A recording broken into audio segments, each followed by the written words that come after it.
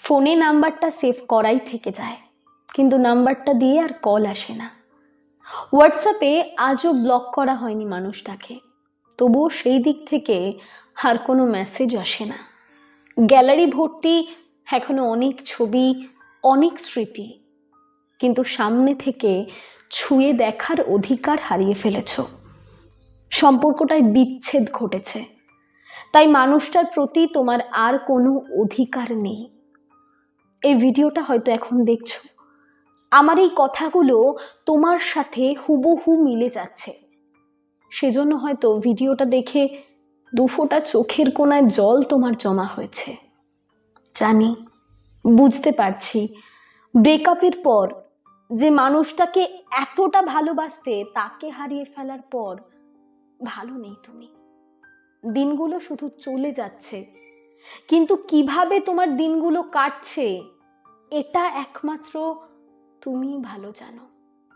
না কাউকে কিছু বলতে পারছো, না সমস্ত কিছুকে গিলে নিয়ে ঠিক করে জীবনটাকে গোছাতে পারছো, না কিছুই যেন ঠিক মতো হচ্ছে না। কোনো কিছুতেই মন বসাতে পারছো না, কি করবে সেটাই ভেবে উঠতে পারছো না।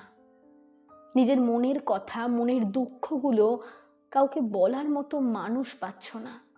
চিন্তা নেই, কেউ যদি নাও থাকে আমি শুনবো তোমার কথা।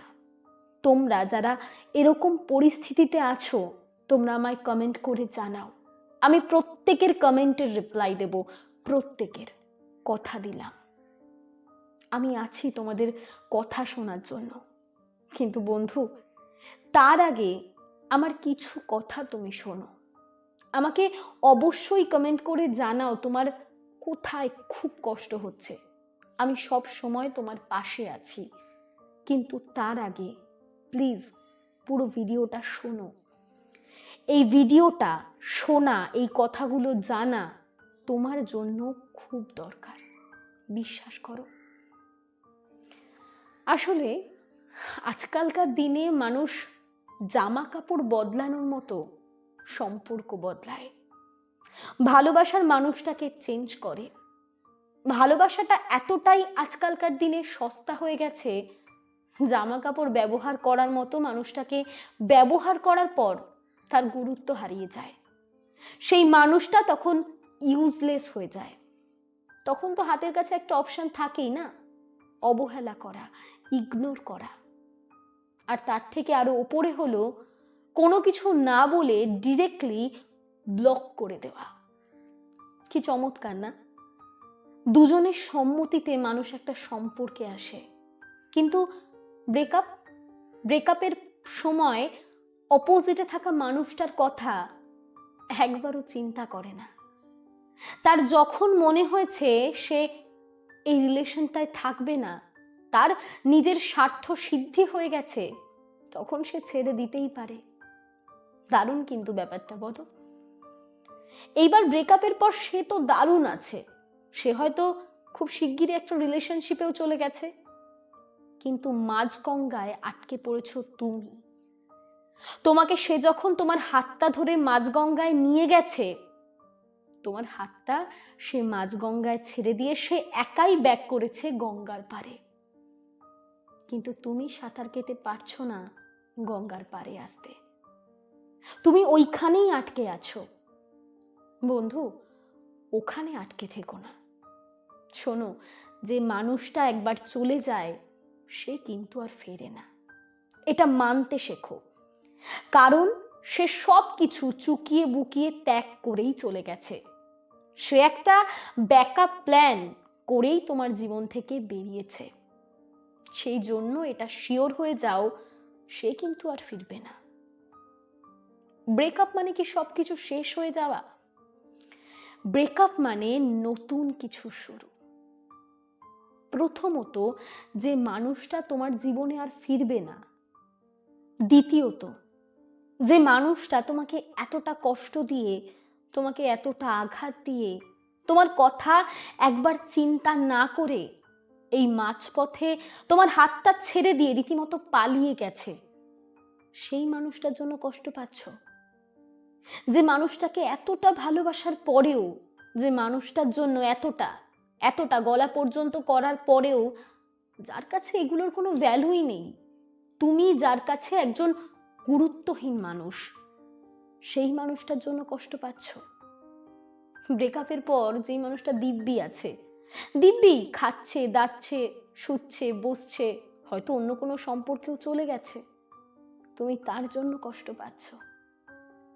তুমি সেই মানুষটার জন্য নিজেকে ঘরবন্দি করে রেখেছো, নিজে ঠিক মতো খেতে পারছো না, ঘুমোতে পারছো না, সেই মানুষটার জন্য।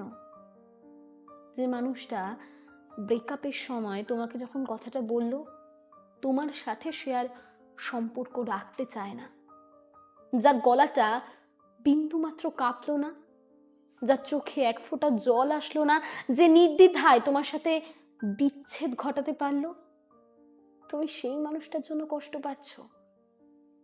ভুল মানুষের জন্য আর কষ্ট পেও না। জীবনের সেই মানুষটার জন্যই অপেক্ষা করো যার কাছে তোমার এক ফোঁটা চোখের জলের অনেক মূল্য, তোমার ভালো থাকাটা যার কাছে ইম্পর্টেন্স পায়। যে মানুষটা জানে সেই মানুষটা চলে গেলে তুমি ভেঙে পড়বে, তুমি খারাপ থাকবে, সেই মানুষটা তোমার জীবনে না থাকলে তাও যে চলে যায়, তার জন্য কষ্ট পেও না। একদম বাদ দিয়ে দাও ওই মানুষটাকে। ওই মানুষটা তোমার কেউ ছিল না। যে তোমার কথা ভাবেনি, তোমার কথা না ভেবেই তোমাকে নিমেষের মধ্যে ছেড়ে চলে যেতে পেরেছে, তুমিও তার কথা ভাববে না। আজ থেকে, এখন থেকে তুমি তার কথা ভাববে না, তুমি নিজের কথা ভাবো। আমি বলছি না এই মুহূর্তে অন্য কোনো সম্পর্কে জড়াও, না, কোনো দরকার নেই।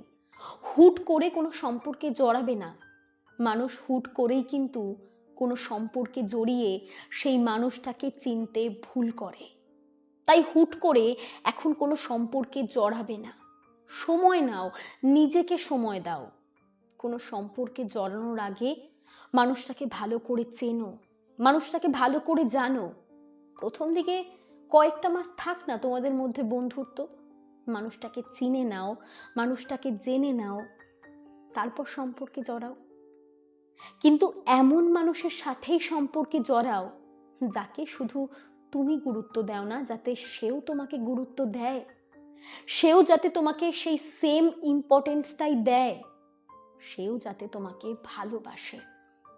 শুধু তুমিই ভালোবেসে গেলে, উল্টো দিক থেকে কিছুই পেলে না, সেই সম্পর্ক কিন্তু বেশি দিন টিকবে না। তাই অপেক্ষা করো। এখন চারিদিকটা অন্ধকার, বেশি হাঁটতে গেলেই তুমি হোঁচট খেতে পারো। তুমি নিজেকে সামলাও, একটু নিজের সাথে সময় কাটাও, নিজেকে একটু সময় দাও, নিজেকে এটা বোঝাও যে মানুষটা আমার কথা ভাবেনি, আমি আজ থেকে তার কথা চিন্তা করব না, ভাববো না। নিজের মতো করে আমি ভালো থাকবো। নিজের মতো করেই নিজের জীবনটাকে আবার নতুন করে শুরু করো। ব্রেকআপ মানে কিন্তু সব শেষ না, ব্রেকআপ মানেই নতুন কিছু শুরু। তাই সবকিছু নতুন করে শুরু করো। অপেক্ষা করো জীবনে একটা সঠিক মানুষ আসার, তারপরে তার সাথে সুন্দরভাবে নিজের জীবনটাকে গুছিয়ে নাও। কিন্তু কিন্তু পুরনো রিলেশনশিপে যে ভুলগুলো করেছো, নতুন রিলেশনশিপে সেগুলো করো না। কাউকে অতটাও গুরুত্ব দিও না, কাউকে নিজেকে ভাঙার অতটাও সুযোগ দিও না যাতে সে তোমায় একটা নক না করেই ভেঙে চুরে চলে যেতে পারে। বোঝাতে পারলাম? বুঝতে পেরেছো তাহলে এই মুহূর্তে দাঁড়িয়ে তোমার এখন কি কি করা উচিত?